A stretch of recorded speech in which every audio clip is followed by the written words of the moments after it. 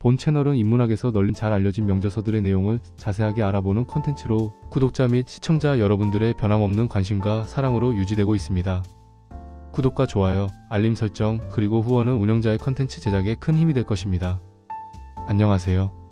오늘은 마강수와 그의 작품 즐거운 사라에 대해서 자세하게 살펴보는 시간을 가지도록 하겠습니다. 마강수는 1951년부터 2017년까지 생존하였던 대한민국의 소설가이자 시인 교수입니다. 그의 소설 즐거운 사라는 그의 대표작 중 하나로 출간 당시부터 큰 논란과 관심을 동시에 일으켰습니다.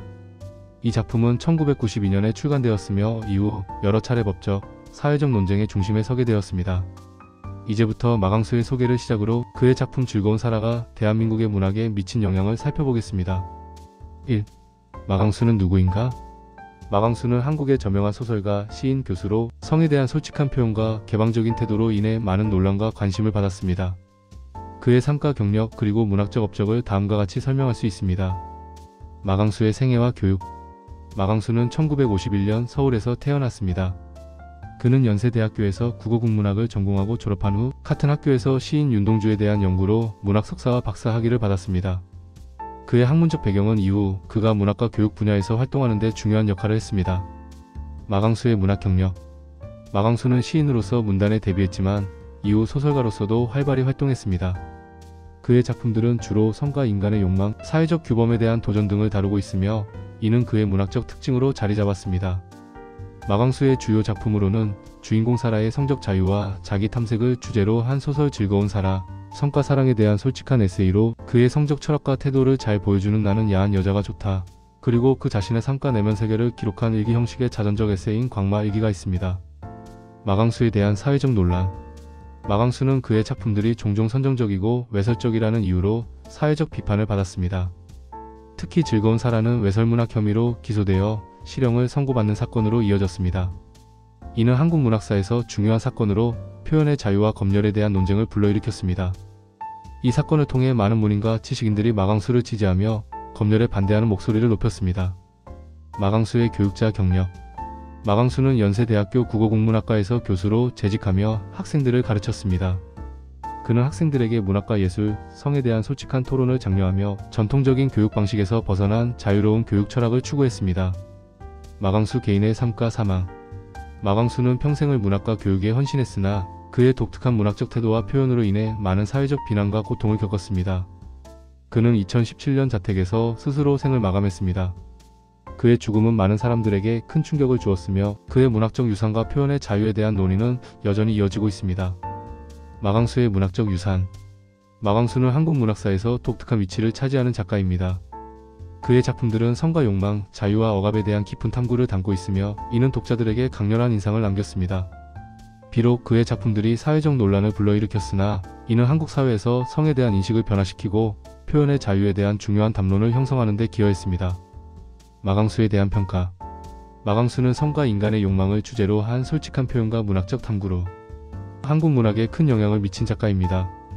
그의 작품들은 종종 논란의 대상이 되었지만 이는 사회적 규범과 금기에 도전하는 용기 있는 시도로 평가받기도 합니다. 그의 문학적 유산은 여전히 많은 이들에게 영향을 미치며 한국 문학사에서 중요한 위치를 차지하고 있습니다. 이제부터는 그의 작품 즐거운 사라에 대해서 살펴보겠습니다. 2. 즐거운 사라의 주요 줄거리. 즐거운 사라는 주인공 사라의 성적 모험과 자기 탐색을 중심으로 전개됩니다. 사라는 지루한 일상에서 벗어나기 위해 다양한 성적 경험을 시도하며 자신의 성적 욕망을 탐구합니다.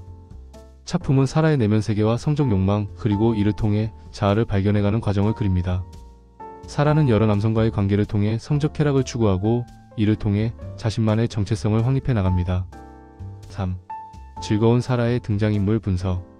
우선 사라는 주인공으로 자유롭고 주체적인 성적 욕망을 탐구하는 여성으로 자신의 성적 욕망을 솔직하게 인정하고 이를 통해 자아를 발견하려는 시도를 합니다.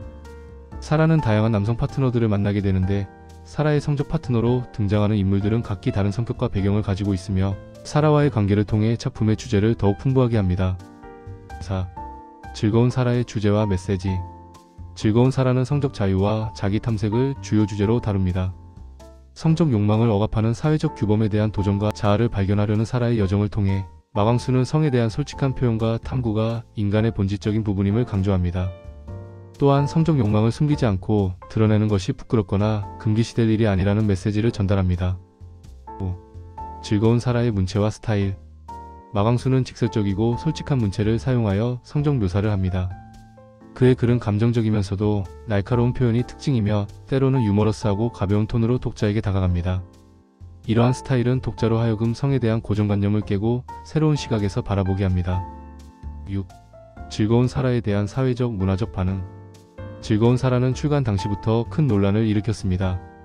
많은 사람들이 이 작품을 도발적이고 선정적인 내용으로 여겼으며 일부는 작품이 사회적 도덕성과 윤리를 해친다고 비판했습니다. 반면 성에 대한 억압과 금기에 도전하는 작품으로서 긍정적으로 평가하는 목소리도 있었습니다.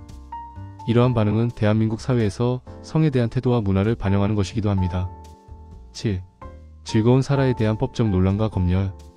작품이 출간된 후 마광수는 외설문학 혐의로 기소되어 실형을 선고받았습니다. 이는 한국 문학사에서 중요한 사건으로 기록되었으며 표현의 자유와 검열에 대한 논쟁을 불러일으켰습니다. 많은 문인과 지식인들이 마광수를 지지하며 검열에 반대하는 목소리를 높였고 이는 한국 사회에서 표현의 자유에 대한 중요한 논의의 장을 마련했습니다. 8. 즐거운 사라의 문학적 가치. 즐거운 사라는 그 문학적 가치와 더불어 사회적, 문화적 논쟁을 불러일으킨 작품으로 평가받습니다. 마광수는 성에 대한 솔직한 표현과 탐구를 통해 인간의 본질적인 욕망을 조명하며 이를 통해 독자들에게 성에 대한 새로운 시각을 제시합니다. 또한 그의 작품은 표현의 자유와 검열에 대한 중요한 담론을 형성하는 데 기여했습니다. 이제 마무리를 해보겠습니다. 마광수의 대표작 중 하나인 즐거운 사라는 성적 욕망과 자유를 주제로 한 소설로 출간 당시 큰 논란을 일으켰습니다. 이 작품은 외설적이라는 비판을 받았으나 동시에 표현의 자유를 주장하는 작품으로 평가받기도 했습니다. 그러나 즐거운 사라는 대한민국 문학사에서 중요한 위치를 차지하는 작품으로 인정받고 있습니다. 마광수의 솔직하고 직설적인 성적 묘사와 주제는 출간 당시 큰 논란을 불러일으켰으나 이는 동시에 성에 대한 억압과 금기에 도전하는 용기 있는 시도로 평가받기도 했습니다. 이 작품이 불러일으킨 사회적, 법적 논쟁은 표현의 자유와 검열에 대한 중요한 논의의 장을 열었으며 이는 대한민국 문학사에 길이 남을 중요한 사건으로 기록되었습니다. 즐거운 사라는 성적 자유와 자기 탐색을 통해 인간의 본질적인 욕망과 정체성을 탐구하는 작품으로 마광수의 문학적 역량을 잘 보여주는 대표작이라 할 수 있습니다. 프랑스에는 마르키 드 사드, 영국에는 D.H. 로렌스, 미국에는 헨리 밀러가 있었다면 대한민국에는 마광수가 있었다고 기억해야 할 것입니다.